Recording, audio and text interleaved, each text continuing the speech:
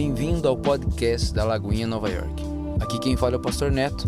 Eu quero convidar você a abrir o seu coração para a palavra que vai ser derramada sobre a sua vida. Por isso, abra o coração, gere expectativa e fique agora com a palavra em nome de Jesus. Eu amo essa passagem que fala o meu, o seu coração. Você está com a sua Bíblia, abra ela aí. Lucas 13, verso 1, a palavra fala: naquela ocasião, alguns dos que estavam presentes contataram a Jesus. Outros vão falar que foram a Jesus para contar a Jesus, dizendo o seguinte: contatando a Jesus que Pilatos misturara o sangue de alguns galileus com o sacrifício deles. Verso 2, Jesus respondeu: vocês pensam que esses galileus eram mais pecadores do que todos os outros por terem sofrido dessa maneira?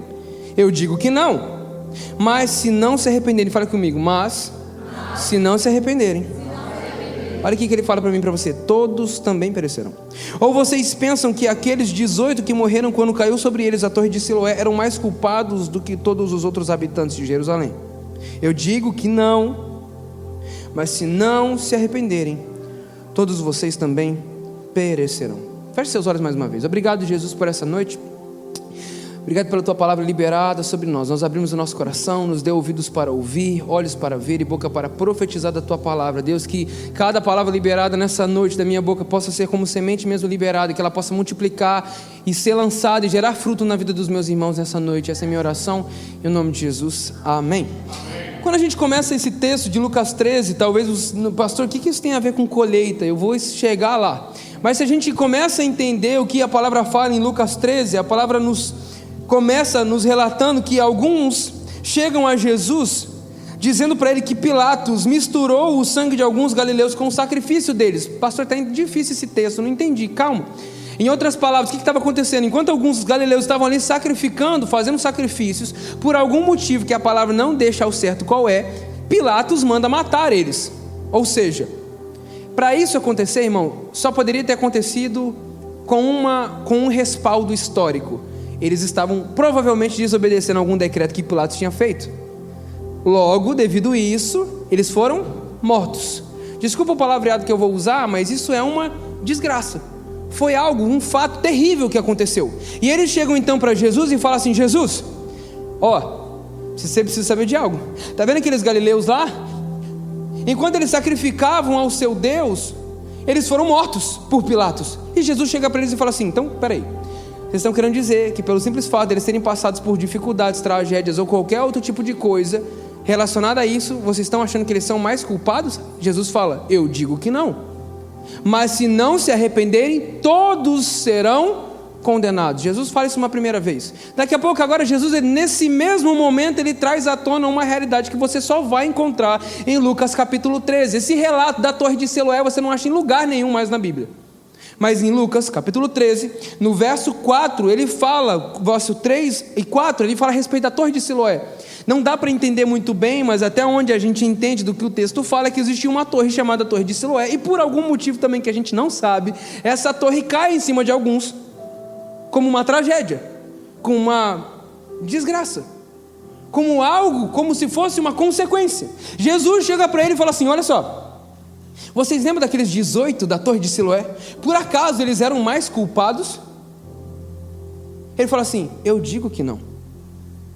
E ele dá a mesma resposta que ele deu no primeiro momento. Ele fala: mas eu digo que não, mas se não se arrependerem, todos vocês perecerão. O tema dessa noite que Jesus traz para mim e para você, e ele vai agora relatar isso em uma parábola, porque Jesus é especialista em trazer revelações da maneira que a gente vai entender. Em outras palavras, ele sabe como falar comigo e com você. Hoje, pela parte da manhã, eu falei assim: Deus, eu estava com uma outra mensagem, irmão, que eu queria trazer, mas essa mensagem pulou no meu coração ontem, tanto que eu fico relutando, falo assim: será que eu prego isso aqui? Será que eu não prego? Mas é tão gostoso quando acaba um culto, alguém fala assim: nossa, pastor, essa mensagem falou tanto comigo, porque eu sei que é o que Deus quer falar, porque Deus vai falar com você do jeito que você sabe entender. Irmão, isso acontece comigo. Eu estou lá em casa, Deus fala comigo do jeito que eu vou entender. A Sam fala que Deus é paraibano, ele fala do jeito que ela entende. Mas o que eu quero que você entenda? Deus sabe exatamente como falar com você. Deus sabia exatamente como falar com o povo naquela época. E Jesus, ele era um ótimo comunicador, ele sabia comunicar com as diversos tipos de pessoas, e isso queima o meu coração, porque ele falava com as crianças, mas falava com os mestres da lei, ele falava com o pescador, mas também falava com o estudioso. E ao falar com a multidão, com aqueles que estavam ali também, trazendo esse exemplo para os seus discípulos, ele traz uma parábola, que agora a gente começa a ler ela a partir do verso 6. Deixa aberta a sua Bíblia em Lucas 13, a partir do verso 6, a palavra vai falar para mim e para você. Então, contou essa parábola. Quem contou? Jesus. Então contou essa parábola. Um homem tinha uma figueira. Presta atenção nisso. Todas as vezes que Jesus ele quer falar com Israel de maneira específica, sem falar o nome de Israel, você vai ver isso de Gênesis e Apocalipse. Ele usa a expressão figueira. É uma das representações simbólicas que Deus usa para Israel. Você vai ver isso em todos os livros dos profetas do Antigo Testamento. Pode ir lá procurar que você vai achar. Jeremias, Ezequiel, todos eles vão falar, Neemias, vão usar essas expressões falando a respeito de figueira. O próprio Isaías vai falar a respeito disso.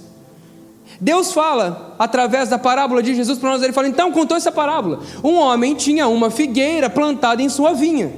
Ele começa a trazer um exemplo. Olha, existe uma árvore, uma figueira plantada em sua vinha. Ele foi procurar fruto nela e não achou fruto algum. Em outras versões ele fala, não achou fruto nenhum.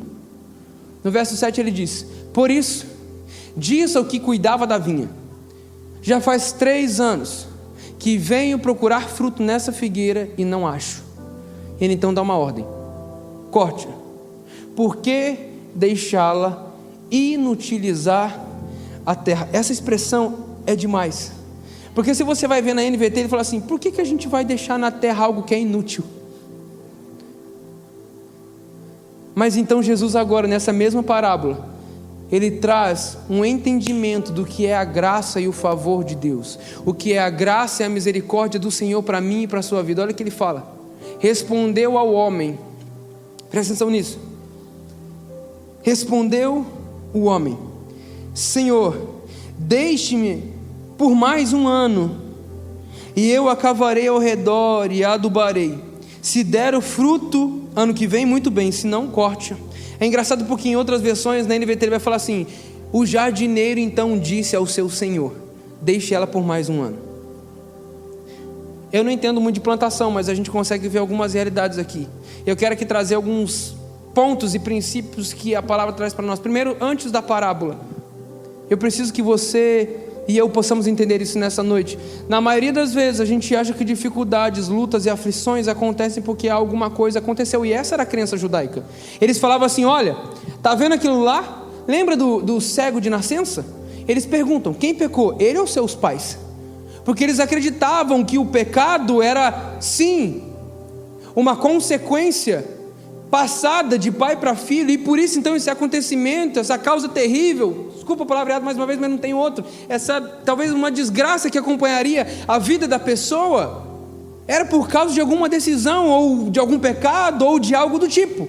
Mas a gente esquece de uma realidade que o próprio Cristo fala para mim e para você, em João, capítulo 16, verso 33, João 16, 33, Jesus traz uma realidade que nós precisamos lembrar todos os dias.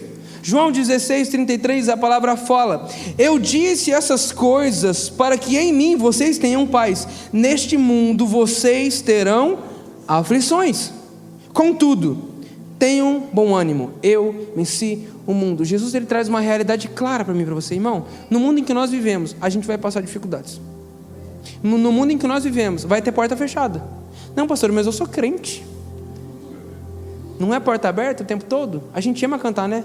A porta aberta é você, mas a fechada é você. Agora, quando a gente pega a porta fechada, a gente pega situações que fogem do nosso controle, realidades que a gente não imagina, nem estava esperando, a gente fala assim, É difícil, eu não estou falando que é fácil, mas é difícil a gente ser grato em meio a dificuldades. É difícil a gente ser grato em meio a problemas. É difícil a gente ver que é Deus agindo em todas as coisas. Não, porque Deus age em todas as coisas. Não, é em algumas, né, pastor? Porque tem umas que não tem como Deus agir. Em todas as coisas. Por isso a gente precisa lembrar disso. Não é porque Deus está com raiva de você, irmão. Não é porque Ele está molhando a sua praia. Ou algo do tipo. Quando a gente for lá para o céu, não vai ter mais problema. Fica tranquilo. A palavra fala que não vai ter mais choro, nem ranger de dentes. Pastor, eu não estou aguentando mais, então deixa eu orar aqui pela sua vida, para você ir lá para o céu agora, em nome de Jesus, leva Jesus. Porque lá não tem problema. Enquanto a gente estiver aqui na terra, a gente vai passar por essas realidades, problemas, lutas, dificuldades, mas a gente precisa lembrar que a nossa luta não é contra carne nem sangue, mas contra potestades e principados. Mas Jesus, ele deixa isso muito bem claro: ei, tenha um bom ânimo, porque eu venci o mundo.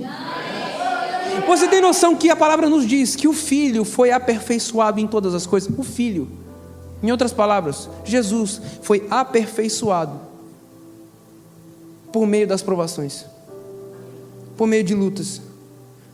Se o Filho foi aperfeiçoado, por que eu e você não passaríamos por dificuldades para também nos aperfeiçoar?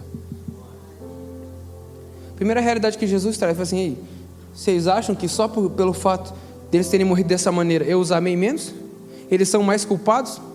Eu digo que não. Mas se não se arrependerem, todos serão condenados.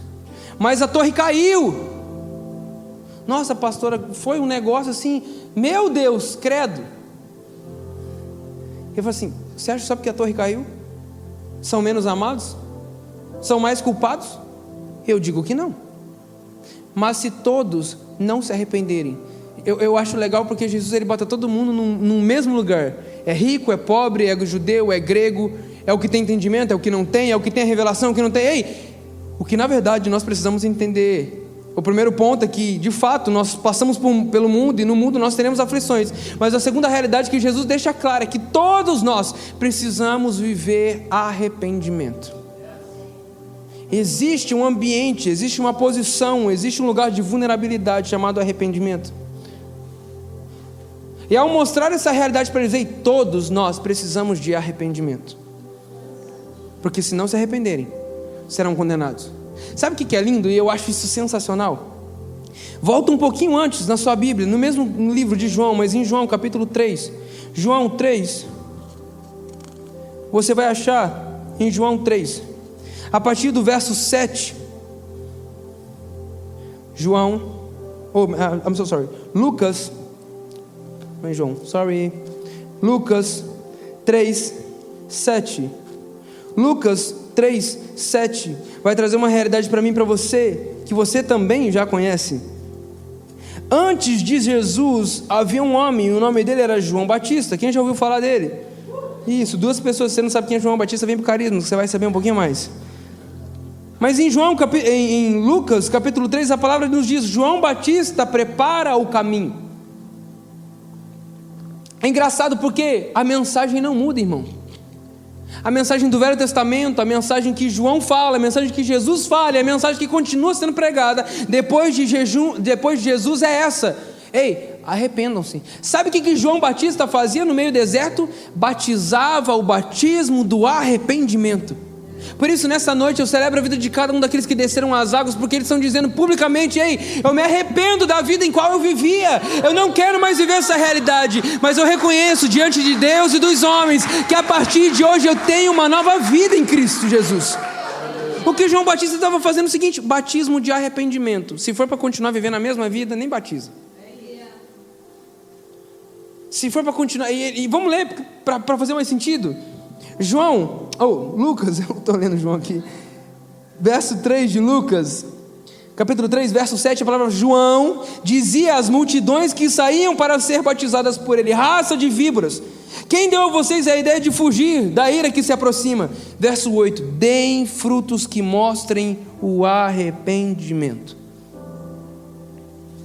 João Batista, ele fala assim: ei, existe algo que o Senhor tem preparado para nós, uma vida de arrependimento, uma vida de entrega, uma vida de justiça, mas isso só é possível se você tomar atitude de se arrepender, e essa atitude vai gerar em você frutos de arrependimento. Essa é a mensagem, essa é a mensagem de João. Eu acho lindo porque João prepara o caminho, e esse era o propósito de João, preparar o caminho para aquele que haveria de vir. Quando Jesus chega, você já conhece essa história. João Batista fala: eis o Cordeiro de Deus, que tira o pecado do mundo, o qual eu não sou digno de desatar as sandálias dos seus pés. Quando Jesus chega para João e fala assim: ei, me batiza. João João batiza Jesus porque Jesus se fez pecado em nosso lugar. Aquele que não conheceu o pecado se fez pecado para que eu e você pudéssemos ser livres em Deus. A palavra fala que João fala assim: não pode te batizar. Ele fala assim: tem que ser assim, João. Tem que ser assim. João pregava um batismo de arrependimento. E ele continua dizendo: deem frutos que mostrem o arrependimento. E não comecem a dizer a si mesmo: Abraão é nosso pai. Pois eu digo que destas pedras Deus pode surgir filhos a Abraão. Olha o que ele fala no verso 9: o machado já está posto à raiz das árvores, e toda árvore que não der bom fruto será cortada e lançada no fogo. Eu estou falando para você de Lucas 13, Lucas 3. Jesus ainda nem tinha pregado a outra mensagem, mas a mensagem continuava sendo a mesma. A mensagem continuava sendo a mesma. Ei, existe um lugar de entrega, de arrependimento. Jesus, eu preciso do Senhor. Eu preciso ser tocado. Eu preciso ser transformado. Isso era em Lucas 3. Em Lucas 13, que a gente acabou de ler, vamos ler de novo o que a palavra fala em Lucas 13, verso 6. Então contou essa parábola: um homem tinha uma figueira plantada em sua vinha, foi procurar fruto nela e não achou nenhum. Por isso disse ao que cuidava, em outras versões do jardineiro: já fazem 3 anos que venho aqui procurar fruto nessa figueira e não acho. Corte-a, por que deixar inutilizar a terra? Respondeu o homem: Senhor, deixe-me por mais um ano, eu cavarei ao redor dela e adubarei. O batismo fala sobre arrependimento, mas quando a gente olha para a resposta do jardineiro, e aqui eu quero que você abra o coração para o que eu vou falar para você mesmo. Eu nunca plantei na minha vida, mas eu acho que você deve ter plantado mais do que eu. Mas eu já vivi 2 realidades de plantação. A primeira delas é o feijãozinho que eu botei no algodão, botei água e ele ficou um negocinho desse tamanho, não cresceu mais do que isso. Mas a segunda realidade que eu lembro, lá na minha casa, minha mãe ela tinha uma casa que tinha um terreno legal no fundo. E teve um dia, porque mulher gosta de planta, né, gente? E aí ela chegou assim e falou assim: eu quero fazer uma horta. E tá bom. E aí a gente chegou lá, só que a terra estava feia, era um terreno arenoso e não tinha muita coisa. Mas eu lembro que quando a gente estava com o nosso amigo lá, ele falou assim: não, vamos fazer a horta. Queria plantar alface, manjericão, cebolinha, essas coisas, gente, né? Que mãe gosta de plantar em casa. E eu lembro, cara, que uma realidade era necessária para que fosse plantado algo. Porque se hoje você pegar, eu te der uma sacola de sementes, pode ser a melhor semente do mundo, mas se você chegar no terreno do jeito que ele está, pegar a mão, encher ela e fazer assim, ó, sabe o que vai acontecer com as suas sementes? Nada. Porque não tem como semente ser plantada enquanto a terra continua do mesmo jeito. Ah, você não pegou ainda, eu vou tentar te explicar melhor. A primeira coisa que Jesus fala, ele não fala assim: eu vou adubar primeiro. Ele fala assim: não, eu vou cavar primeiro. Eu lembro que quando a gente estava lá em casa e o moço estava lá com a enxada, ele batia no chão. Em outras palavras, ele feria a terra. Para ser plantado algo, irmão, sabe o que você precisa fazer com a terra? Ferir a terra. Você precisa cavar a terra. O que você está dizendo, pastor? Deus quer me ferir? Está repreendido em nome de Jesus, irmão. Não é isso que eu estou falando. Mas entenda o que eu estou falando. Para você poder lançar sementes, a terra precisa ser mexida. Não pode continuar do mesmo jeito. Não tem como você viver novas realidades se a terra continua sendo a mesma. Pastor, eu vim para a Lagoinha, para o Welcome to the New, para viver o novo. Você está tomando atitudes novas, deixando o Espírito Santo fazer o novo? Não. Então como é que você quer viver realidade nova, tendo uma vida antiga? Como é que você quer que Deus faça nova todas as coisas se você não está disposto a deixar o jardineiro pegar mesmo e começar a mexer na terra? Porque quando você começa a mexer na terra, irmão, sabe o que acontece? Tudo aquilo que estava lá embaixo começa a sair. Tudo aquilo que estava escondido começa a vir para fora. Mas vamos mexer na terra. Primeira realidade que o jardineiro fala para o dono da vinha: ei, me dá mais um ano. E como o nosso Deus é bondoso e longânimo, porque ele fala: já deveria estar na época da colheita. Quais áreas da sua vida você já deveria estar colhendo realidades, irmão? Porque vamos voltar a lembrar, Jesus não está falando apenas de uma árvore, ele está falando da nação, ele está falando do seu povo, ele está falando das pessoas que ele tinha chamado. Em outras palavras, ele está falando para mim e para você: ei, já era para o Neto estar dando esse tipo de fruto, já era para o Victor estar dando esse tipo de fruto, já era para o Sandro estar fazendo isso, já era para essa realidade estar acontecendo, mas por que não está? Corta. O jardineiro fala assim: não, corta não, me dá mais um ano, deixa eu mexer nele, deixa eu mexer na terra, deixa eu abalar as estruturas, deixa eu começar a tirar daquilo que está de dentro para colocar para fora, colocar aquilo que está para fora para dentro e mexer na terra e começar a mexer. Tem alguém que está entendendo o que eu estou falando nessa noite aqui? E aí a gente vê o jardineiro, ele fala: a primeira realidade, eu vou cavar a terra, eu preciso mexer nela, porque do jeito que está realmente não vai dar nada, mas se eu colocar as minhas mãos e ela se deixar ser tocada, se deixar ser transformada, com certeza daqui a um ano vai dar fruto. Em outras palavras, o que eu quero trazer para mim e para você nessa noite: existe um lugar de arrependimento, para que através do arrependimento a gente comece a dar fruto, irmão. Mas isso só começa, a primeira realidade que eu e você nós precisamos entender, aceitar e permitir o Senhor fazer, é mexer na terra. Talvez existem realidades que só você sabe. Chegou aqui nessa noite e falou assim: pastor, eu não é essa a realidade aqui, isso aqui até aqui eu fiz, mas tem uma áreazinha. Deixa Deus tocar. Deixa o jardineiro Jesus cavar. E a palavra fala sobre esse cavar, esse ferir a terra, sobre esse machucar a terra para que a semente seja lançada. E depois que ele fala assim: eu vou cavar ao redor dela, depois disso eu vou adubá-la. Todas as vezes, eu volto a dizer, eu não sei muito sobre plantação. Se você souber mais, depois fala: pastor, você nem sabia, mas era isso aqui. E está tudo bem, eu acho massa demais. Mas eu lembro que o rapaz, depois de ter mexido na terra, ele jogou um saco de adubo, com realidades que a terra não tinha, mas também não estaria pronta para receber se não fosse mexida.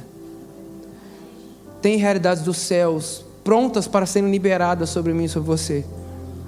Realidades que não existem mais. Pastor, está faltando fé, Deus vai liberar fé.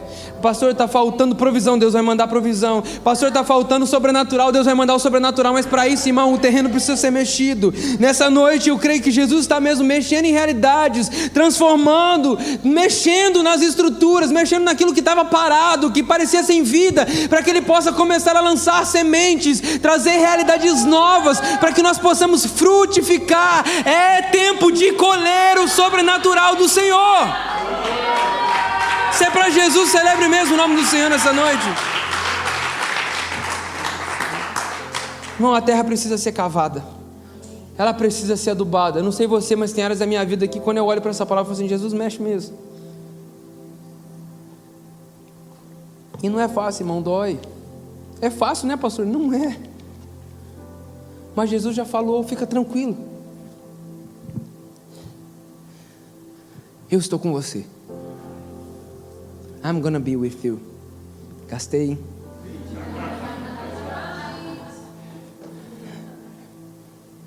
E quando a gente olha para essa videira, existem frutos. Eu quero trazer alguns frutos do arrependimento. Porque, pastor, se essa figueira já era para dar fruto, qual que é o fruto do arrependimento que o próprio João Batista fala, que Jesus fala, que o apóstolo Pedro fala? Irmão, abre aí na sua Bíblia em Atos.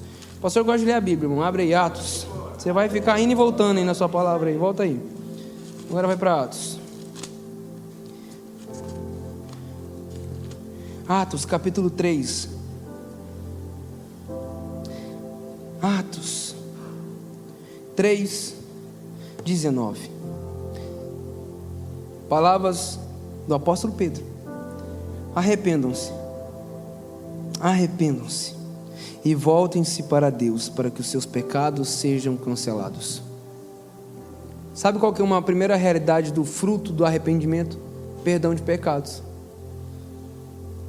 Fruto do arrependimento, primeiro deles, perdão de pecados. Esses pecados são perdoados. Não há mais condenação, não há mais culpa, mas agora a justificação, a graça, a favor.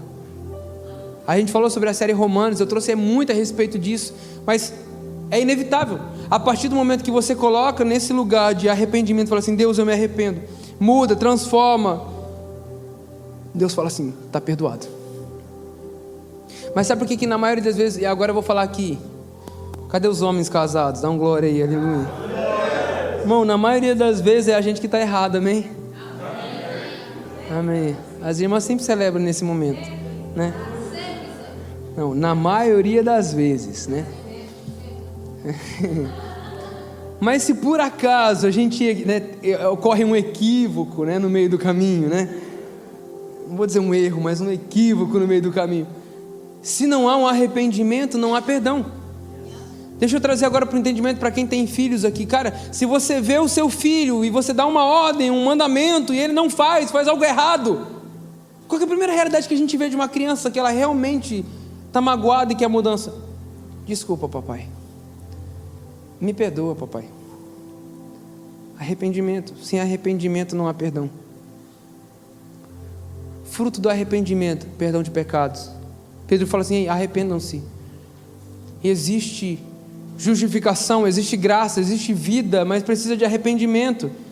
2 Coríntios capítulo 5, verso 2 Coríntios 5, 17 vai falar para mim e para você o seguinte: portanto, se alguém já está em Cristo, é nova criação, as coisas antigas já passaram e eis que surgiram coisas novas. Em outras versões vai falar: as coisas velhas já passaram, eis que tudo se fez novo.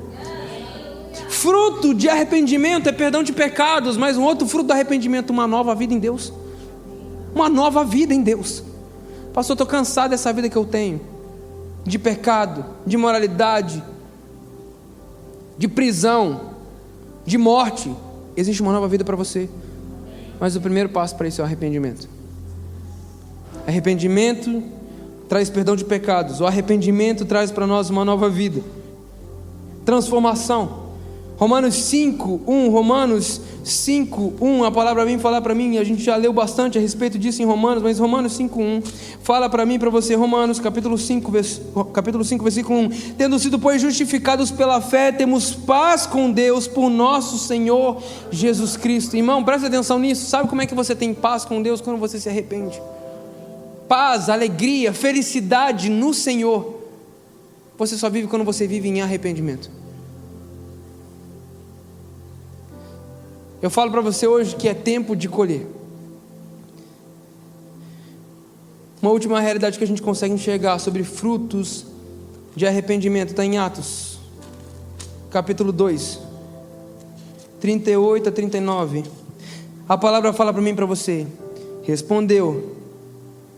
Pedro respondeu: arrependam-se, pois cada um de vocês seja batizado em nome de Jesus Cristo para perdão de pecados, e receberão o dom do Espírito Santo. Pois a promessa é para vocês, para seus filhos e para todos aqueles que estão longe, para todos quantos o Senhor, o nosso Deus, chamar. Sabe uma realidade que a gente vê ao longo da história que é inevitável? Todas as vezes que Deus fez algo grandioso na terra com homens e mulheres cheios do Espírito Santo, foi quando o arrependimento reinou no meio do seu povo.